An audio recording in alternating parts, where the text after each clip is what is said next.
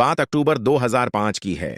UP का एक mafia, नाम था मुख्तार अंसारी, वो खुली जीप में हथियार लहराते हुए मऊ में सांप्रदायिक दंगा करवा रहा था। 3 दिन बीत चुके थे। दंगे के उस वक्त यूपी के सीएम थे मुलायम सिंह यादव, और वो भी कई बार बोल चुके थे कि मुझसे बड़ा गुंडा इस यूपी में नहीं है। ये बात वो सिर्फ योगी जी के लिए बोलते थे। जब दंगे को तीसरा दिन था तो प्रशासन और यूपी के सीएम इस दंगे पे कुछ भी नहीं कर रहे थे, मूक दर्शक बने बैठे थे। योगी जी ने राजनाथ जी को चुनौती दे दी। तब मुंह से 66 km दूरी पे गोरखपुर में बैठे योगी जी को यह दंगा बर्दाश्त नहीं हुआ और वो बीजेपी के सारे बड़े नेता अटल जी, आडवाणी जी, मुरली जी और राजनाथ जी को सीधी चुनौती दे दी कि अगर बीजेपी के सारे कार्यकर्ता मेरे साथ मऊ नहीं गए तो परिणाम बहुत बुरा होगा। दंगा तो मैं अपने बल पे भी रोक लूंगा, पर ऐसे हत्याओं को अगर बीजेपी पार्टी बस देख के चुप रहेगी तो मुझसे बर्दाश्त न होगा और मैं बीजेपी छोड़ दूंगा। बीजेपी के सारे नेताओं को योगी जी की इस बात से पसीना आ गया, लेकिन बीजेपी के सारे नेता इस दंगे को जाके रोकने की हिम्मत ही नहीं जुटा पा रहे थे। कारण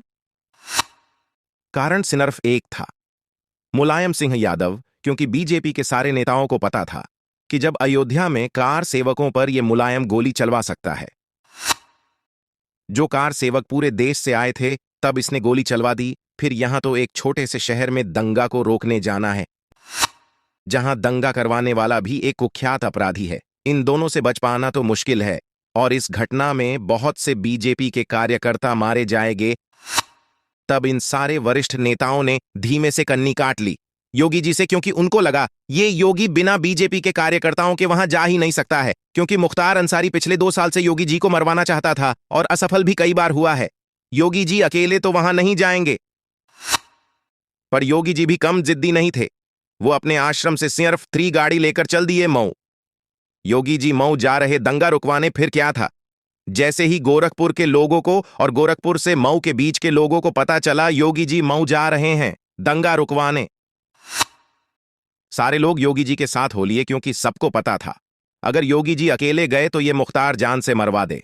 मऊ पहुंचते पहुंचते 140 से 160 गाड़ियों का काफिला हो गया, और मऊ में घुसते ही जब सारी गाड़ी आगे निकल रही थी, तभी उनके अंतिम 8 गाड़ियों पे पेट्रोल बम फेंका गया, जो सिर्फ 2 गाड़ियों पे पड़ा।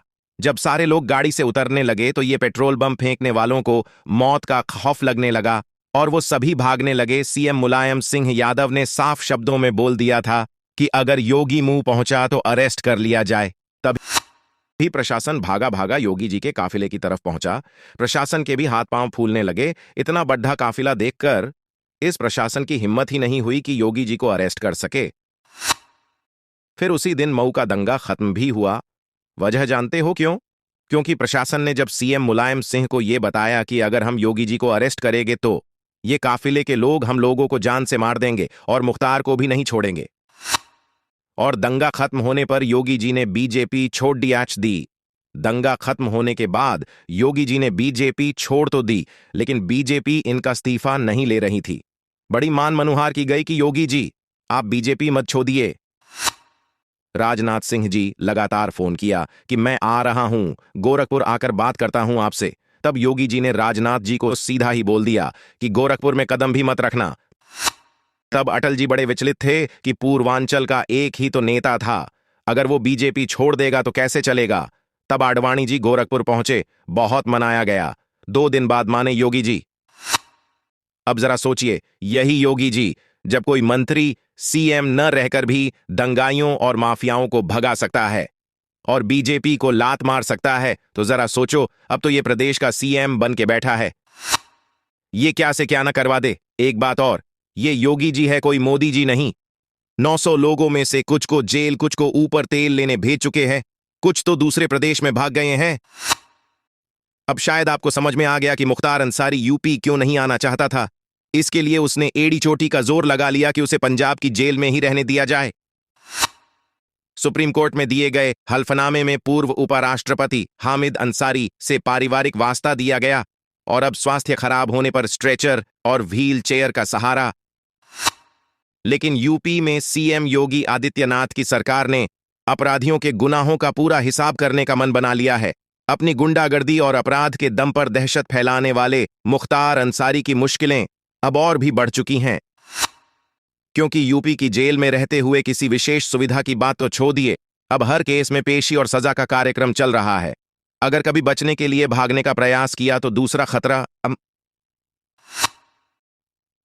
अलग। ना जाने क्यों, लेकिन मुझे मशहूर शायर मीर तकी मीर की गजल का मुखड़ा याद आ रहा है। इब्तदाए इश्क है, रोता है क्या, आगे आगे देखिए होता है क्या। अर्थात, अरे बावले, ये तो इश्क की शुरुआत है, अभी से रोने लगा, आगे आगे देख अभी और क्या क्या होता है।